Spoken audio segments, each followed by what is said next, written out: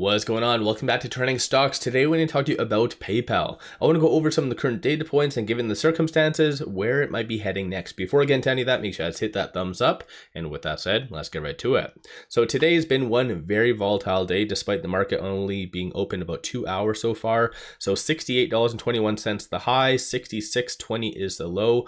As far as volume, 3.6 million shares being traded, 14.2 is the average. So it is kind of low in that regard, and you can kind of see as well based off of this. So these are all the transactions that have occurred on the secondary market above $100,000. So you do see a couple big ones, and the frequency is definitely there, but the large institutions aren't really getting into PayPal. So again, that's something to consider. So you do see a couple big ones, like I said, though, 1.23 million, 1.3, 11.4 million. Aside from that, clearly just a lot of people are waiting for data coming out, which is GDP tomorrow and then PCE on Friday. But the market's closed on Friday, so just kind of be aware of that. So when it comes to PayPal, there hasn't been any recent news nor any SEC filings. The last SEC filing was a 144 on March the 7th. So in reality, one of the biggest factors for PayPal's kind of movement is just broader market optimism, its technicals, and the buyback. So in reality, I think a lot of people have been focusing on PayPal just because of the discount status, because it is a very good company. I think it didn't really hit a lot of people's expectations. And 2024 has been very ruthless on any stock failing to give very good future guidance. So all in all, that's kind of what's been moving PayPal over the last little bit. But moving on from here, talking on shorts. Right now, shorts aren't doing all that much. That are returning about 8,000 shares. 2.17% of the free float is being shorted, and that works out to be 23.15 million shares overall are being shorted. Cost of borrow average is 0.3%. So I'm bringing this up more of a benchmark just to kind of analyze. Definitely not saying PayPal is a short squeeze play by any means, but by them returning on a somewhat mixed red day, because right now it is red, pulling back slightly, I feel like that is kind of optimistic. It shows that it's not really justified. So again, that's kind of a positive thing. But as of late, I'll give you a quick overview of this. So there was a couple analyst ratings, or I guess one that came out recently. Evercore, David, who does have a 45% success rating, did give a $60 price target. So not all that good. RBC prior to that was 7 days ago, $74 price target. As a consensus, all analysts feel around 67, 69 is realistic, and that's kind of where it's at. Based on the Elliott Wave technicals, though, while I'm still on Interactive Brokers, you do see a pivot point of $62.30. So for as long as PayPal is above that, which right now it is, then it is anticipated to get between the $73 and $75 range. A lot of people are very optimistic, saying that $100 is more of a realistic target, and you do see Jeremy from, I think, Financial Education or whatever that YouTube channel is. He was saying that 120 is coming 1 year from now.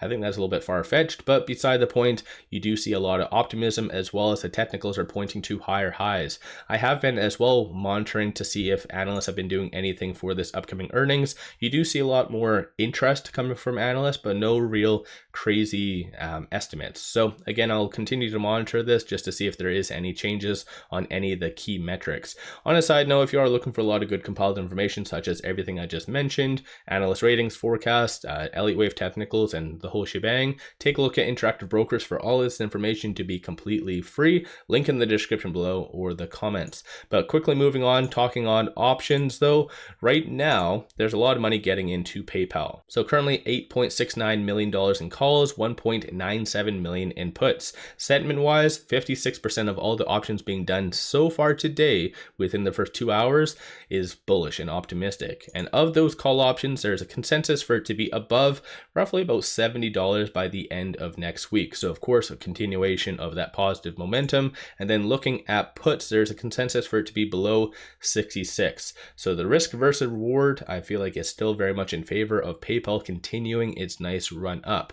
And just to give you a quick overview of some strong support and resistance points. So with it at 66.53, it is right below this R1. So 66.64 will be a very strong pivot, and no doubtably is going to continue to flirt with that throughout the rest of today and possibly even tomorrow, but 64.94 will be that next strong support, and then vice versa, 67.69 will be that next strong resistance. And like I said, it did have a high today of 68.21, so it did show the ability that it wants to go up. So again, that's kind of a good thing. But looking on the actual chart, higher percentile of the Bollinger Band, above a lot of the key pivotal moving averages. But looking at Stochastic though, you do see it at 82. So the first sign of weakness, whether it be PayPal specific or the broader market, you are going to see a pullback, which technically it could be overdue for one. So again, if it does pull back, you'll want to watch for it to kind of stay above that $63 range, because if it does break below that, then this is where it could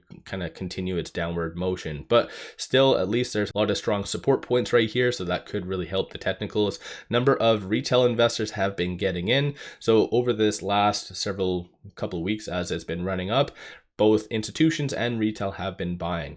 So I think that's kind of a good thing overall, because a lot of people are starting to see a lot of value when it comes to PayPal. But like I said, first sign of weakness, you could see a pullback, but I think bigger picture, as long as it does stay above that pivot point of 62 and change, then this is where you'll see overall a nice continuation of a uptrend. So all in all, let me know your thoughts on PayPal. Have you been buying? Have you been selling? What have you been doing with PayPal? I haven't really been doing all that much. I've still been holding my position, which I do have roughly about an average, I think, of $58. So I'm pretty happy with that. But if it does pull down to maybe the low 60s, this is where I will probably increase my position a little bit more, but I don't see that happening in the foreseeable future. But then again, I could be wrong. So let me know your thoughts. Don't forget to hit that thumbs up. One final thing, take advantage of this promo for free shares. Simply sign up for an account with 𝗪𝗧𝗛𝗛, throw $100 at it, and you get 5 free stocks. Each stock is valued up to $2,000, so this is one of the best deals in the market. Link in the description below and also the comments. With all that said,